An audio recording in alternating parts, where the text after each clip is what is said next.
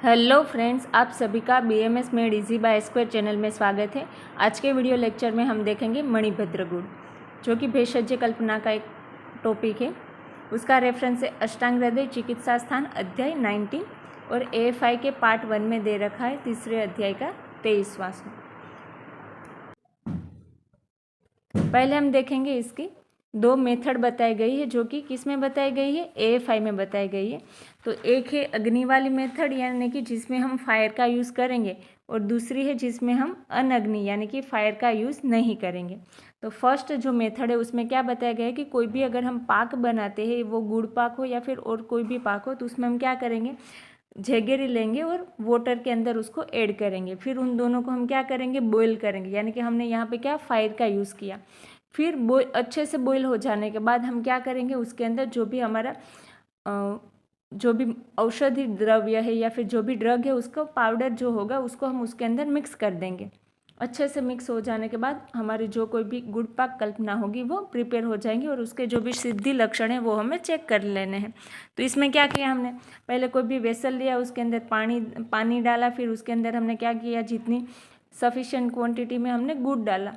फिर दोनों को हमने क्या किया, बॉईल किया। अच्छे से बॉईल हो जाने के बाद उसके अंदर हमें जो भी हमारा पाउडर है वो हमें डाल देना है, फिर उसको अच्छे से मिक्स कर लेना है। तो ये हो गई फर्स्ट मेथड। सेकंड मेथड में क्या बोला गया है कि हम अग्नि का यूज़ नहीं कर रहे हैं, तो उसमें हम कैसे बना रहे हैं, जो भी ड्रग का पाउडर है उसको हमें लेना है और उसको हमें जगरी के अंदर ऐड कर देना है। फिर उसको अच्छे से कोई भी मिक्सचर या फिर कोई भी ऐसे इंस्ट्रूमेंट की मदद से हमें मिक्स कर देना है। तो ये हो जाएगा हमारी सेकंड मेथड से गुड़ पाक प्रिपरेशन। अब हम देखेंगे मणिभद्र गुड़। विडंग सार आमल की अभयाना पलत्रयम, यानी कि विडंग सार, आमल की और अभया, इन तीनों को कितना लेना है, एक एक पल लेना है। त्रिणी पलानी कुंभात, यानी कि कुंभ या फिर निशोथ या फिर हम त्रिवृत बोलते हैं, ओपरक्यूलिना टर्पेथम, उसको हमें कितना लेना है, 3 पल। विडंगसार, आमल की और अभिया को एक एक पल लेना है। त्रिवृत को हमें 3 पल लेना है। गुड़स्य च द्वादश, यानी कि जो गुड़ है उसको हमें कितना लेना है, 12 पल लेना है। मासम एष जितात्मनाम हंति उपयुज्यमान, यानी कि जो भी जितेंद्रिय पुरुष है उसको इसको ये जो मणिभद्र गुड़ है उसको 1 महीने तक लेना है। ठीक है। कौन से डिजीज में हम इसका यूज़ कर सकते हैं, कुष्ठ, स्वित्र, कास, श्वास, उदर, अर्श, प्रमेह, प्लीहा, ग्रंथिरुक, फिर जंतु यानी कि कृमि रोग, गुल्म, इन सब में हम इसका यूज़ कर सकते हैं।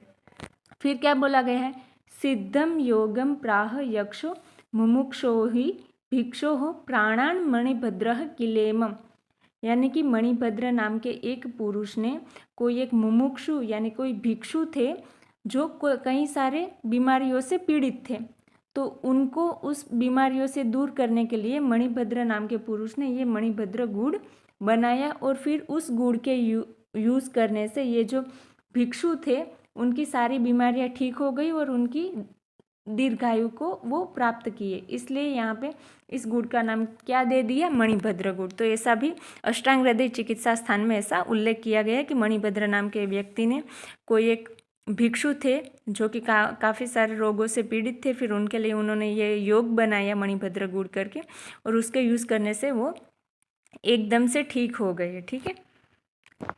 क्या देखा, विडंगसार, आमल की और अभिया एक एक पल लेना है, कुंभ यानी फिर त्रिवृत 3 पल लेना है, पुराण गुड़ है वो 12 पल लेना है।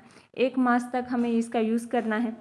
1 मास तक कंटिन्यू यूज़ करने के बाद बीच में 1 वीक या फिर 2 वीक का हमें क्या करना है, गैप लेना है, क्योंकि इसके अंदर विडंग भी है, फिर त्रिवृत। तो त्रिवृत 2 तरह के होते हैं, कृष्ण और श्वेत। जो कृष्ण त्रिवृत है वो अभी ज़्यादा अवेलेबल है श्वेत त्रिवृत के कंपैरिजन में, पर जो कृष्ण त्रिवृत है वो ज़्यादा उष्ण तीक्ष्ण रहता है।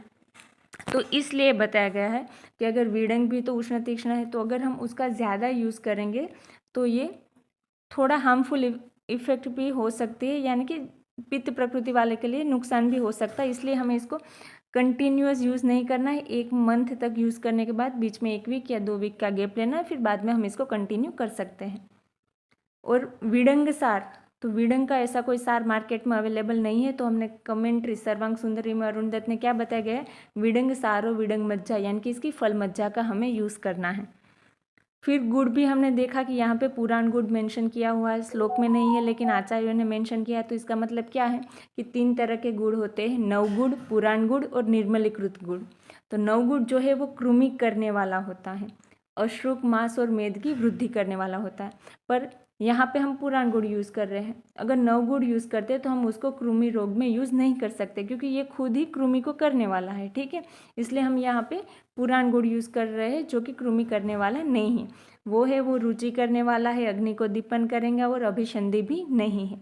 निर्मलीकृत गुड़ को हम धोत गुड़ भी बोलते हैं। ये चरक संहिता में मेंशन है कि जो भी गुड़ है उसको अच्छे से धोने के बाद उसके अंदर जो भी फिजिकल इम्प्योरिटीज़ है उसको हम दूर कर सकते हैं, जो कि अल्प कफ कारक है, मल मूत्र की शुद्धि करता है और पित्त को हरने वाला है।